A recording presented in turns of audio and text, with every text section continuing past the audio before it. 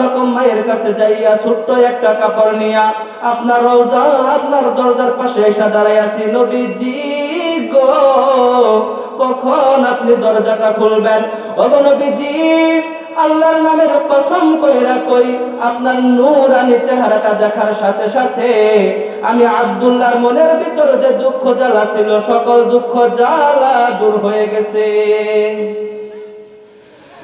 আল্লাহ রাসূল সাল্লাল্লাহু আলাইহি ওয়াসাল্লাম আব্দুল্লাহকে ডাক দিয়ে বলেন, আব্দুল্লাহ তুমি দাঁড়াও।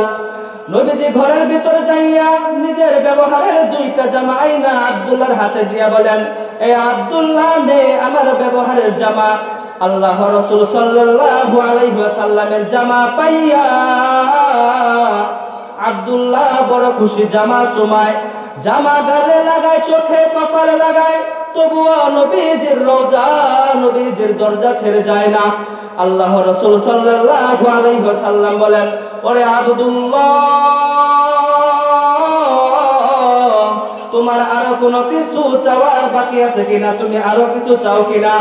আব্দুল্লাহ কয়, নবীজি ইসলাম ধর্ম গ্রহণ করার পর থেকে যতবার আপনার কাছে আসছি, যতবার আপনার দরবারে বসেছি, এটা ভালো করে বুঝে গেছি গো নবী, নামাজ দিয়া রোজা দিয়া ইন্তিকাল করার সাথে সাথে মালিকের জান্নাতে যাওয়া যাবে না।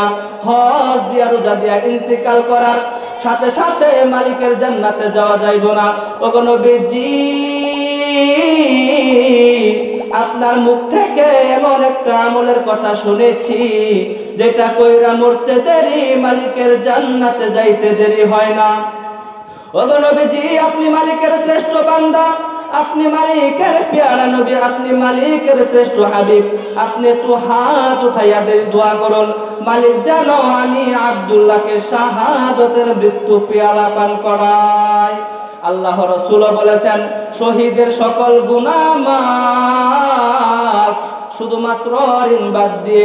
এই জন্য আব্দুল্লাহ রাসূলের মুখ থেকে শুনেছে, ইন্তিকাল কইরা করতে দেরি, মালিকের জান্নাতে যাইতে দেরি হয় না। সেই জন্য রাসূলকে বলেন, মায়ার নবীজি হাত তুইলা দোয়া করুন, মালিক যেন আমি আব্দুল্লাহকে শাহাদাতের মৃত্যু পান করে। নবী দোয়া করছে, তাবুকের যুদ্ধের দামামা বেজে গেছে, আব্দুল্লাহ তাবুকের যুদ্ধের পথে রওয়ানা। তুমুল বেগে যুদ্ধ, তুমুল বেগে লড়াই। সে যুদ্ধের মধ্যে মুসলমানদের পরাজয় হয় নাই, মুসলমানদের বিজয় হয়েছে। আব্দুল্লাহ যুদ্ধ পথে ফিরার পথে সেখানে জ্বর উঠা ইন্তিকাল করেন।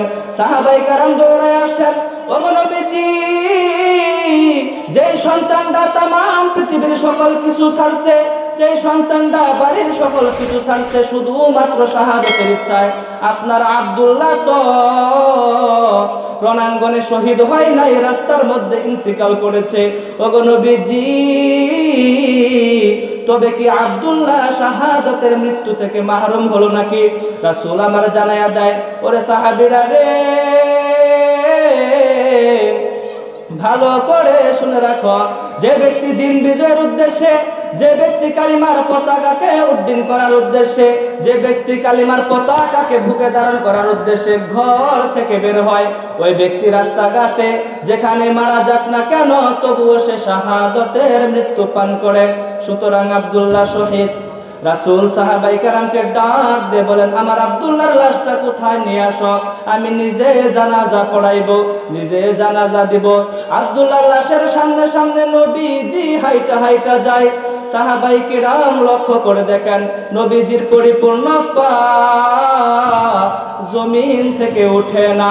সাহাবায়ে কেরাম চতুর্দিকে আইসা বের করছেন, ওগো নবীজি, ইয়া রাসূলুল্লাহ, ইয়া হাবিবাল্লাহ, আপনার স্বাস্থ্য গঠন ঠিক আছে নি? আপনি অসুস্থ হয়ে যাচ্ছেন নাকি? আপনার তো পা পরিপূর্ণ জমিন থেকে ওঠে না।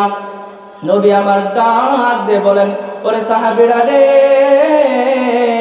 পায়ে কোনো অসুবিধা না, স্বাস্থ্য কোনো সমস্যা না, কিন্তু তোমরা জানো না, আমার আব্দুল্লাহর শাহাদাতের কথা শুনে মালিক এই পরিমাণ ফেরেশতা দুনিয়াতে পাঠাইছেন জানাজা দেওয়ার জন্য। তাদের ভিড়ের কারণে আমি মুহাম্মদ পরিপূর্ণ পা জমিন থেকে উঠাইতে পারি না। রাসূল সাল্লাল্লাহু আলাইহি ওয়াসাল্লাম এবং প্রত্যেকটা সাহাবায়ে কেরাম আমাদের সামনে মাসালা স্পষ্ট করে গেলেন। যারা আল্লাহর কথা বলে, আল্লাহর পথে চলে, আল্লাহকে ভালোবেসে সপেছে জীবন, তাদের কিসের ভয়, কে করে পরাজয়, শহীদি তামান্নাতে নাচে তার মন। আওয়াজ দেখুন ঠিক কিনা?